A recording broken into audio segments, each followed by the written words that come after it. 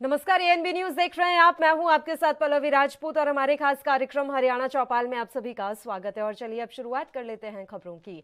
हरियाणा के मुख्यमंत्री मनोहर लाल ने गुरुवार को टैगोर थिएटर में हरियाणा साहित्य पर्व के अवसर पर संस्कृत, हिंदी, पंजाबी और उर्दू भाषा के 138 साहित्यकारों को सम्मानित किया। इस अवसर पर मुख्यमंत्री ने हरियाणा संस्कृत अकादमी और पंजाबी साहित्य अकादमी की वेबसाइट, मोबाइल एप्लीकेशन भी लॉन्च की। इस अवसर पर अपने संबोधन में मुख्यमंत्री ने कहा कि हरियाणा की साहित्य अकादमियों को पुरस्कार राशि को लेकर एक समान फॉर्मूला बनाया जाए। मुख्यमंत्री ने कहा कि साहित्यकार होना अपने आप में सम्मान है और इस वर्ष साहित्य पर्व मनाकर यह सम्मान दिए गए हैं। साहित्य और संगीत का हर जीवन में महत्व है। हरियाणा में वैदिक मनीषियों ने वेदों, उपनिषदों, गीता और महाभारत की रचना की थी। हमारा साहित्य पुरातन है। अब मैं कई बार अपने साथियों से बैठता हूं तो ये जो पुरस्कार की राशियां हैं, ये हर एक अकादमी की थोड़ी अलग अलग स्तर पर अलग अलग हैं। तो मैंने अपने सभी साथियों को कहा है कि इसका एक समान फार्मूला बनाएं, ताकि किसी साहित्यकार को ये ना लगे कि उस साहित्यकार में तो ज़्यादा, इस साहित्यकार में कम है। तो कोई इसका एक ऐसा एक फार्मूला बनाया जाए ताकि साहित्यकार साहित्यकार है, वो फिर हिंदी का है, उर्दू का है, पंजाबी का है, या मानो हिंदी का या संस्कृत का है, तो कोई भी साहित्यकार है उसकी अपनी रचना होती है, उसका अपना एक मन की एक जो उसके अंदर उद्गार होते हैं उसको प्रकट करने का एक तरीका होता है। तो उनको सबको एक सम्मान, एक रूप से समान रूप से सम्मान मिलना चाहिए। मैं अभी सभी रचनाकारों से अपील करता हूँ कि अपने साहित्य के माध्यम से हमेशा समाज और मानव संस्कृति का उचित मार्गदर्शन करें और राष्ट्रीय ही नहीं अंतर्राष्ट्रीय स्तर पर भी अपनी पहचान दर्ज कराएं। मैं तो आज के इस अवसर पर आप सबके लिए एक ही अपील करता हूं, एक ही प्रार्थना करता हूं कि साहित्य की इस लौ को मध्यम न पड़ने देना। तो हम लोग विभिन्न तरीकों से अपने साहित्य का सृजन करते हैं और साहित्य एक प्रकार का, मैं कहता हूं कि एक प्राण है मनुष्य में, यानी मनुष्य के अंदर ये साहित्य ना होता तो जैसा ये बताया गया है कि साहित्य संगीत कला विहीना साक्षात पशु पुंछ विभीषण हीना, अर्थात साहित्य संगीत कला से विहीन व्यक्ति बिना पूंछ और सींग के एक जानवर के समान है। इसलिए साहित्य का अपना ये महत्व है। वैभव, समृद्धि, ज्ञान और धन धान्य से भरपूर इस भूमि पर प्राचीन भारतीय साहित्य फली फूली, यानी हरियाणा की इस भूमि पर वैदिक मनीषियों ने नई संस्कृति की रचना की। हरियाणा वह पावन धरा है जहाँ वेदों की, उपनिषदों की, गीता के अमर संदेश की। हरियाणा के उप मुख्यमंत्री दुष्यंत चौटाला ने बताया कि राज्य सरकार प्रदेश के करीब 9,500 डिपुओं में माइक्रो एटीएम मशीन लगाएगी ताकि गांव के लोग भी आवश्यकता अनुसार अपने नजदीकी पैसे जमा कर सके और निकाल सके। यही नहीं, दुष्यंत चौटाला ने आगे ये भी कहा कि वे अपने बैलेंस को भी इसी माइक्रो एटीएम के माध्यम से चेक कर सकेंगे। दुष्यंत चौटाला ने यह जानकारी खाद्य नागरिक आपूर्ति और उपभोक्ता मामले विभाग के अधिकारियों की बैठक की अध्यक्षता करने के बाद दी।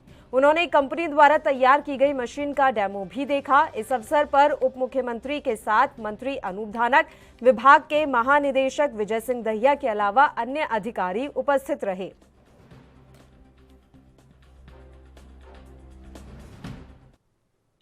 चरखी दादरी के लघु सचिवालय परिसर में जिला कष्ट निवारण समिति की बैठक का आयोजन किया गया, जिसमें हरियाणा के कृषि मंत्री जेपी दलाल ने शिरकत की। जिला कष्ट निवारण समिति की बैठक में 14 मामलों में लोगों की शिकायत सुनी गई और संबंधित विभाग के अधिकारियों को उचित कार्रवाई करने के दिशा निर्देश दिए। जिला कष्ट निवारण समिति की बैठक में जिला उपायुक्त प्रदीप गोदारा ने कृषि मंत्री का बैठक में पहुंचने पर आभार प्रकट किया। मीडिया से बातचीत करते हुए कृषि मंत्री जयप्रकाश दलाल ने बताया कि जिला कष्ट निवारण समिति की बैठक का मुख्य उद्देश्य जिले के लोगों की लंबित शिकायतों का निवारण करना है।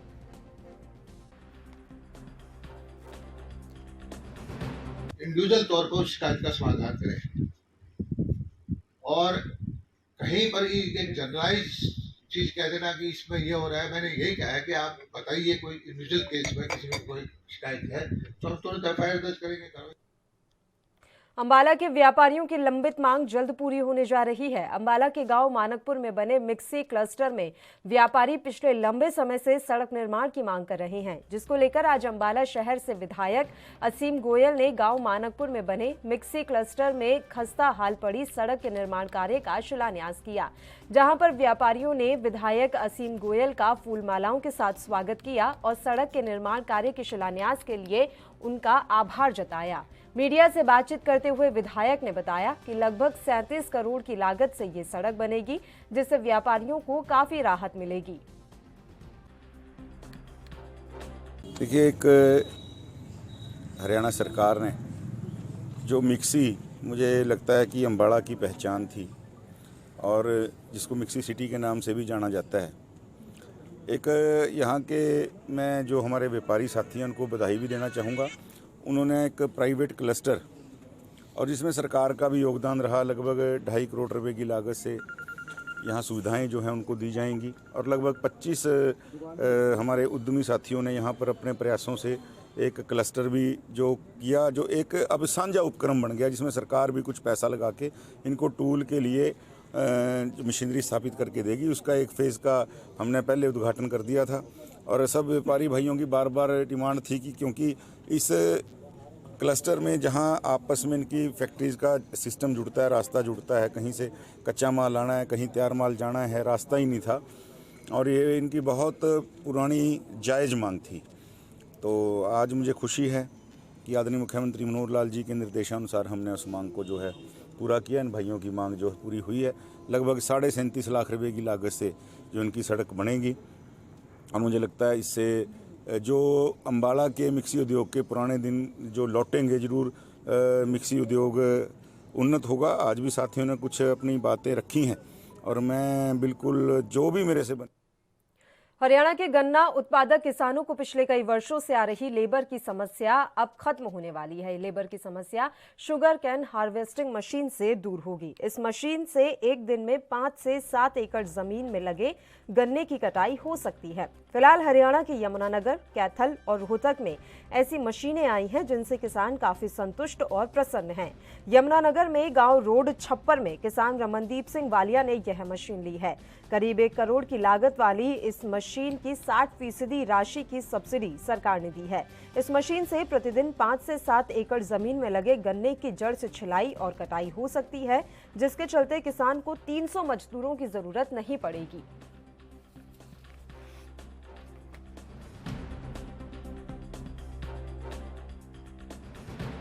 कस्टमाइजिंग सेंटर खोल लिया था CSC, उसमें इम्प्लीमेंट्स लिए थे मैंने। 2018 से मैं ये काम कर रहा हूँ। तो अब ये शुगर केन हार्वेस्टर लिया है। मेन तो शुगर केन हार्वेस्टर इसके लिए है क्योंकि आजकल जिम्मेदारों को लेबर की प्रॉब्लम बड़ी भारी फेस करनी पड़ रही है, इसलिए लेबर के समस्या का हल करने के लिए शुगर केन हार्वेस्टर लिया है। इसकी कीमत 95 लाख है और इसके साथ जो और इम्प्लीमेंट्स हैं तकरीबन 1.5 करोड़ रुपए का प्रोजेक्ट है। तो इस पे सरकार द्वारा अनुदान हमें मिला है। ये हमारे AA साहब हैं, इन्होंने हमारी बड़ी हेल्प की है। ACDO साहब हैं, DDA साहब हैं, विभाग की तरफ से यानी कि बहुत हेल्प मिली है हमें। तो फायदा इससे जिम्मेदारों को फायदा होगा जी। एक तो लेबर की समस्या हल हो जाएगी। जम सिंह है, सरपंच भूमबोल से हूँ मैं। और इस मशीन के फायदे तो अभी थोड़ा सेटिंग से चलेगी, अभी पता चलेगा, लेकिन जो आजकल समस्या है लेबर की समस्या को देखते हुए और दूसरा ट्रांसपोर्ट वगैरह किसान के पास दिक्कत है। ये मशीन के साथ सभी 5 ट्राली हैं और एक ये मशीन के साथ ही होगा सभी। और आने वाले टाइम में अगर ये इससे बिजाई इस हिसाब से बिजाई करेंगे और सिलाई मशीन से होगी तो आने वाले टाइम में किसान का समय भी बचेगा और पैसा भी बचेगा। फायदे तो होंगे। तो बिल्कुल जी, धन्यवाद। नए नए प्रयास तो करते भी रहना चाहिए और एक ना एक दिन कामयाब भी होंगे जरूर। सर, ये जो मशीन है शक्तिमान का, इसका नाम है तेजस। ये अपना क्या बोलो टॉप मॉडल है अपना। 174 हॉर्स पावर का वॉल्वो इंजन इसमें है। इसका कैपेसिटी है 20 टन पर आवर, माने कि 200 क्विंटल पर आवर, और एक दिन में 150 से लेकर 200 टन तक ये कर सकता है। माने तो 1500 से लेकर 2000 क्विंटल तक काट सकती है। तो इसको बेसिकली मेन बेसिक रीज़न इसको चाहिए सर 4 फीट में गन्ना होना चाहिए, 4 फीट में सिंगल रो, और कितना भी छोटा होना दो 1 एकड़ 2 एकड़ निकल ये काट लेगा। ये सबसे छोटा मशीन है। तो क्या और क्वालिटी मशीन की सर और इसका अब मेन एडवांटेज आजकल लेबर का बहुत दिक्कत है। तो इसमें क्या है, एक ऑपरेटर और 2 इनफील्डर दोनों मिला के दिन में 200 टन यानी 2000 क्विंटल तक काट सकते हैं। तो it is almost equal to almost 300 से 350 लेबर का ये काम एक दिन में। जो भी मशीनें अगर हम कृषि विभाग दे रहा है उनका किसानों को डायरेक्टली और इनडायरेक्टली फ़ायदा तो हो ही रहा है। जैसे हमने ये स्कीम पहले शुरू करी थी जो मैकेनाइजेशन की स्कीमें हैं, पिछले 4-5 साल से काफ़ी गवर्नमेंट का काफ़ी इसके प्रति रुझान भी रहा है और चाहते हैं कि अभी हर किसान के पास मैकेनाइज्ड फार्म हो, हर तरह की मशीनें उपलब्ध हों, चाहे वो सोइंग की हों, हार्वेस्टिंग की हों या अन्य ऑपरेशंस की हों। तो उसी कड़ी के तहत जैसे हमने जिस किसान ने आज ये मशीन ली है रमनदीप वालिया, उसको हमने 2018 में एक कस्टम हायरिंग सेंटर खोलने के लिए सबसे पहले अनुदान दिया था। तो ये फार्मर बड़ा अच्छा कार्य कर रहा था, तो अब हमने इसको मोटिवेट किया कि शुगर केन हार्वेस्टर भी एक बहुत ज़रूरत थी इस इलाके में, क्योंकि शुगर केन का यहाँ काफ़ी एरिया है और एक बड़ी मिल होने के नाते यहाँ पर इस एरिया में। हरियाणा सरकार की ओर से रबी की फसलों के लिए मेरी फसल मेरा ब्यौरा पोर्टल पर रजिस्ट्रेशन की अंतिम तिथि 28 फरवरी निर्धारित की गई है। इस संबंध में जानकारी देते हुए तोशाम के खंड कृषि अधिकारी संजय मक्कड़ ने बताया कि जिन किसानों ने अभी तक अपनी फसल का रजिस्ट्रेशन नहीं करवाया है वे इस पोर्टल पर जाकर अपना रजिस्ट्रेशन करवा लें। उन्होंने बताया कि किसान खुद भी रजिस्ट्रेशन कर सकते हैं या फिर किसी CSC सेंटर पर जाकर फसलों का ब्यौरा दर्ज करवा सकते हैं, ताकि किसानों को सरकार की ओर से दी जा रही सभी प्रकार की योजनाओं का लाभ मिल सके। जिन भाइयों ने अभी तक मेरी फसल मेरा ब्यौरा पर पंजीकरण नहीं करवाया है उनके लिए 28 फरवरी 2022 अंतिम तिथि है। तो सभी किसान भाइयों से अनुरोध है कि वो अपनी फसल का, चाहे उन्होंने जो भी फसल अपने खेत में बो रखी है या उनका खेत खाली पड़ा है, अपने हर किले का पंजीकरण मेरी फसल मेरा ब्यौरा तक 28/2/2022 तक जरूर करवा लें। इसके बिना उन्हें किसी भी सरकारी योजना का लाभ नहीं दिया जाएगा। तो कहाँ जाके करवा सकते हैं? इसका पंजीकरण किसान CSC सेंटर पर करवा। पलवल के सरकारी स्कूल में 7 दिवसीय NSS कैंप का समापन हुआ। कैंप के दौरान छात्राओं ने अनुशासित होकर आसपास के कई क्षेत्रों में जाकर स्वच्छता अभियान चलाया और लोगों को स्वच्छता के प्रति जागरूक किया। इस दौरान छात्रों को हर रोज सूर्य नमस्कार, योगा और अन्य नैतिक शिक्षा संबंधी महत्वपूर्ण जानकारी दी गई। अलग अलग विषयों के विशेषज्ञों को बुलवाकर मार्गदर्शन कराया गया। छात्रों ने इस दौरान मन लगाकर कैंप में हिस्सा लिया और जमकर कैंप में काम भी करते हुए नजर आए। पहले इसका मोटो होता है नॉट मी बट यू, स्वयं से पहले आप, जिसमें हमने अपने स्कूल के पास वाली गौशाला में जाकर उसकी सफाई की। उसके अगले दिन हमने अपने स्कूल के पास वाली पार्क में भी जाकर सफाई की और बहुत कुछ सीखा। हमने ये सीखा कि हम अपने साथ साथ कैसे समाज को अपने साथ लेके चलते हैं और खुद से पहले और लोगों की सोचते हैं। इसमें हमें बाहर से रेड क्रॉस वाले कुछ अधिकारियों ने हमें हाइजीन किट भी दी, जिसमें हमारी सेफ्टी का कुछ सामान था। सर ये 7 डेज़ का कैंप था हमारा और 18 फरवरी से हमने शुरू किया था। आज इस 24 फरवरी को इसका समापन है और इसके अंदर हमने अपना पहले दिन तो जिला शिक्षा अधिकारी जी और खंड शिक्षा अधिकारी जी से कैंप की ओपनिंग करवाई थी। उसके बाद हमने यहाँ पास में ही सनातन धर्म गौशाला की सफाई करवाई है। सामने ही स्कूल के सामने महाराजा अग्रसेन पार्क की सफाई करवाई है। फिर कल हम बच्चों को पंचवटी लेकर गए थे, पूरे मंदिर पंचवटी की सफाई करवाई है और लोगों को जागरूक करवाया है। सफाई की रैलियां निकलवाई हैं, मार्केट की सफाई करवाई थी, अपने पूरे स्कूल प्रांगण की सफाई करवाई है। बच्चों में कंपटीशन की भावना बनी रहे इसके लिए हमने बहुत सारी प्रतियोगिताएं भी करवाई थी, जैसे मेहंदी का competition, writing competition, speech competition, ये सब कुछ करवाया है। कितने बच्चों ने भाग लिया था इसके? सर इसमें +2 से 50 बच्चों ने भाग लिया था। वैसे इसमें 100 बच्चे होते हैं, 50 +2 से 50 +1 से, लेकिन ये कैंप 50 बच्चों का था +2 से। इससे ये विकास होता है कि बच्चे स्कूल में रहते हैं, लेकिन जब हम NSS कैंप के माध्यम से इनको बाहर भी ले जाते हैं, इनको समाज से जुड़ने की एक प्रेरणा देते हैं कि आपको अब आगे जाएंगे 12वीं के बाद में कोई कॉलेज में जाएगा या कोई अपना कुछ भी करेगा, लेकिन जब बड़े हो जाते हैं बच्चे तो इनको हमें समाज में जुड़ने की बहुत अच्छी सी प्रेरणा देते हैं कि और दूसरा ये संदेश देते हैं कि अब जैसे इन्होंने 7 दिन में अलग अलग जगह ये गए, कहीं गौशाला की सफाई की, पार्क की। बुलेटिन में खबरों का सिलसिला लगातार जारी रहेगा। यहाँ रुकते हैं एक छोटे से ब्रेक के लिए, आप बने रहिए हमारे साथ।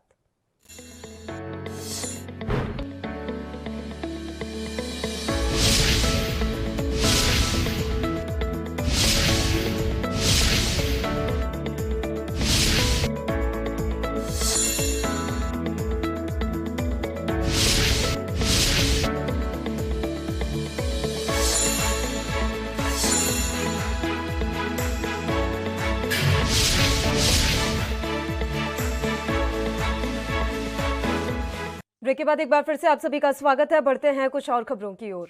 यूक्रेन रूस के बीच युद्ध ने पूरे विश्व को चिंता में डाल दिया है। वहीं बात चरखी दादरी की करें तो यहां के जिले के गांव कानड़ा का युवक अमित कुमार एमबीबीएस की पढ़ाई करने के लिए यूक्रेन गया था, लेकिन यूक्रेन रूस के बीच युद्ध होने की खबर को सुनकर परिजनों को बहुत चिंता हो रही है।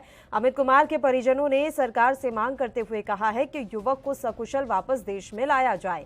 वहीं परिजनों ने बताया कि यूक्रेन में युद्ध होने की सूचना मिलने के कारण वे लगातार चिंता में हैं। यूक्रेन पर रूस द्वारा हमले लगातार जारी हैं, इसलिए सरकार को चाहिए कि जल्द से जल्द भारत देश से गए सभी लोगों को वापस लाया जाए।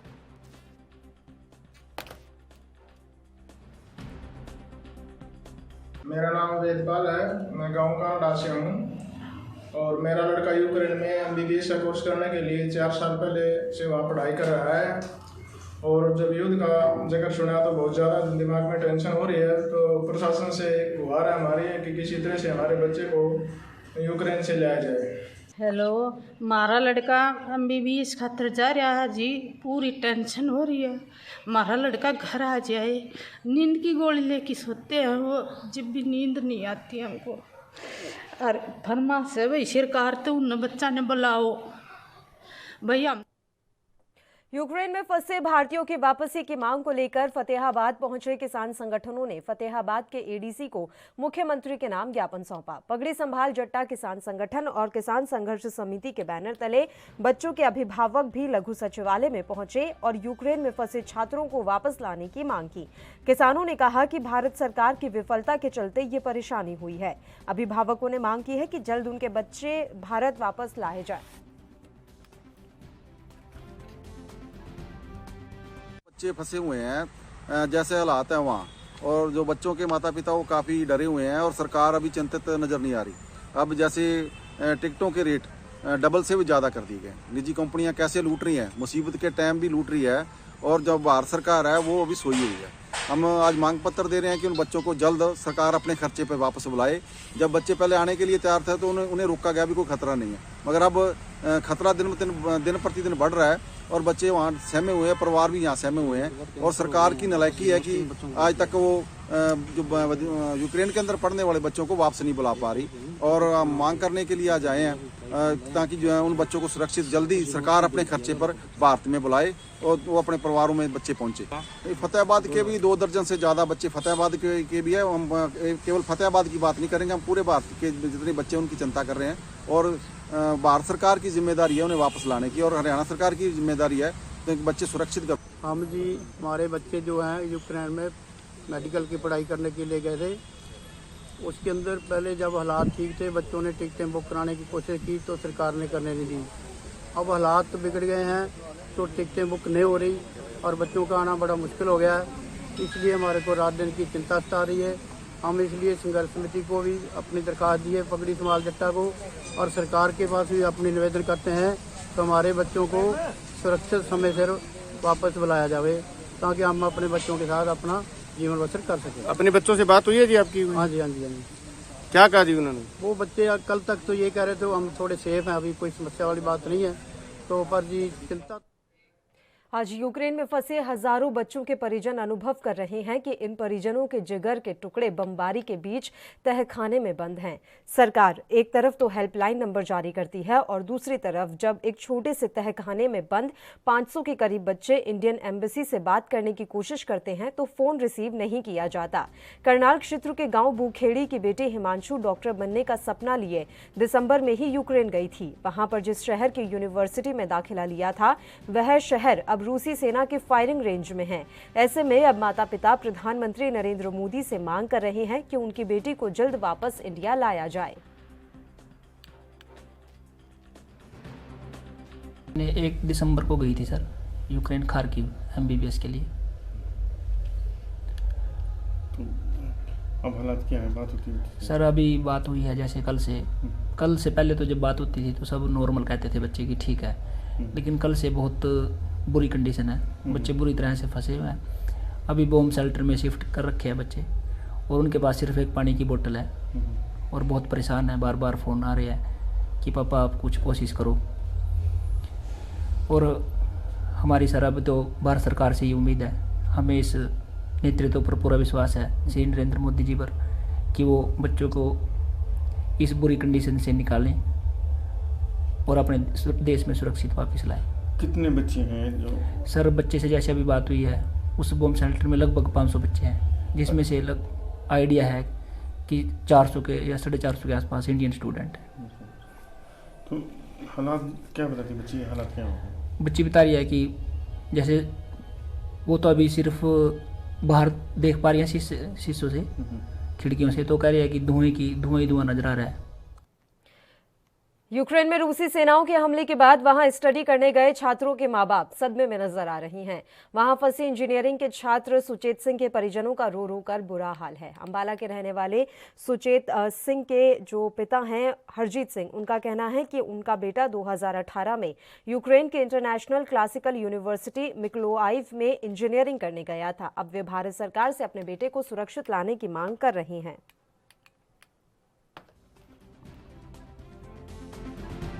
मेरा नाम हरजीत सिंह है।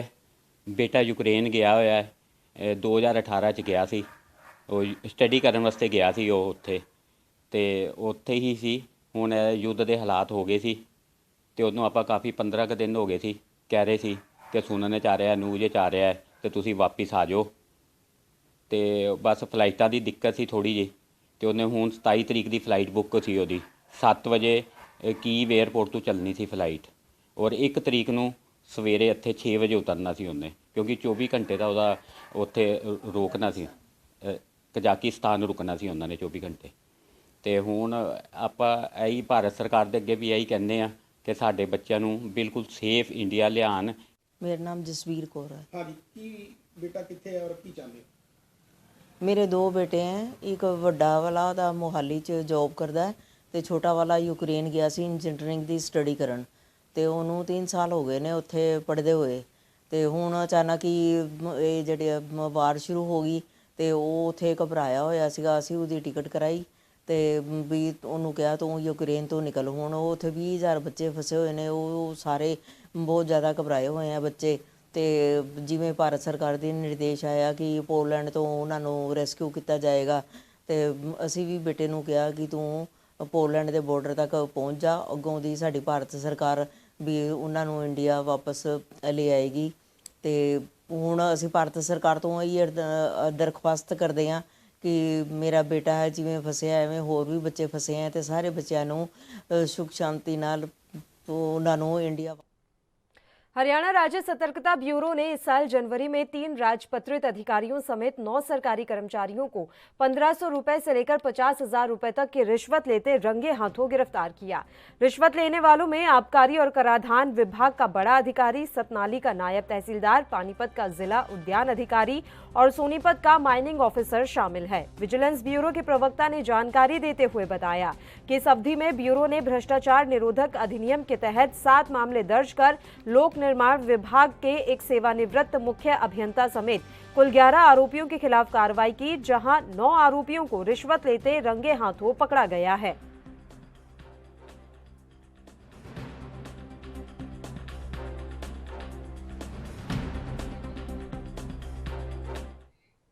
नशा तस्करों पर शिकंजा कसने के लिए अंबाला पुलिस द्वारा चलाए जा रहे विशेष अभियान के तहत कार्रवाई करते हुए CIA-2 ने फिर लाखों की अफीम के साथ 2 नशा तस्करों को काबू किया है, जिनसे CIA-2 ने 180 ग्राम अफीम पकड़ी है। जानकारी देते हुए बताया CIA-2 के इंचार्ज ने कि उन्होंने अंबाला से 2 युवकों को गिरफ्तार किया है, जिनसे 180 ग्राम अफीम पकड़ी गई है। गुप्त सूचना के आधार पर नाकाबंदी करते हुए तस्करों की गिरफ्तारी की गई। फिलहाल मामले की जाँच चल रही है। सूचना मिली थी कि 2 युवक मोटरसाइकिल पे हैं और वो अफीम लिए हुए हैं, तो हमने नाकाबंदी की, उनको काबू किया, तो उनके कब्जा से 180 ग्राम अफीम बरामद की है। और दोनों युवक जो हैं ये रहने वाले रानी माजरा गाँव के डेसरा के पास के। हरियाणा चौपाल में फिलहाल के लिए इतना ही। मुझे दीजिए इजाजत। देश और प्रदेश के तमाम ताज़ा खबरों के लिए आप बने रहिए हमारे साथ। नमस्कार।